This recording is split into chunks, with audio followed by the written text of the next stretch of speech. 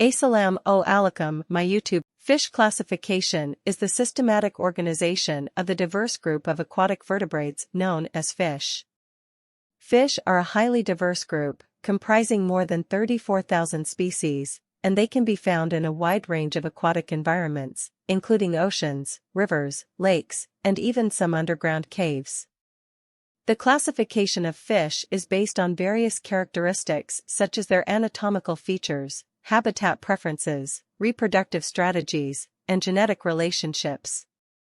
Traditionally, fish have been classified into three major groups: jawless fish, agnathans; cartilaginous fish, chondrichthyans; and bony fish, osteichthyans. Jawless fish, represented by lampreys and hagfish, lack jaws and are considered the most primitive group of fish. They have a skeleton made of cartilage and a distinct eel-like body shape. Cartilaginous fish, including sharks, rays, and skates, possess skeletons made of cartilage rather than bone. They have well-developed jaws and paired fins. This group is known for their predatory nature and diverse body forms, ranging from sleek sharks to flattened rays. Bony fish, which make up the majority of fish species, have skeletons made of bone. They possess a wide array of shapes, sizes, and ecological adaptations. Bony fish are further divided into two major subclasses: ray-finned fish, actinopterygii, and lobe-finned fish, sarcopterygii.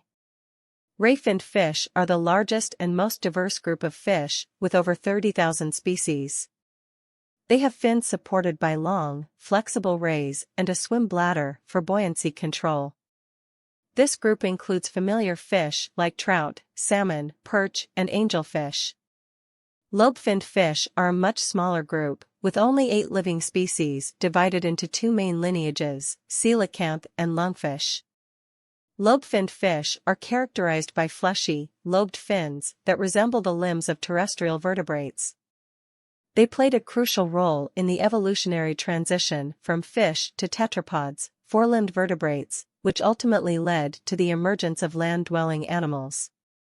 It's important to note that fish classification is an evolving field of study, and new discoveries and advances in genetic research continually contribute to our understanding of the relationships between different fish groups.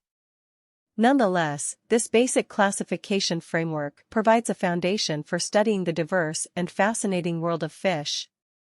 Please like and subscribe my channel.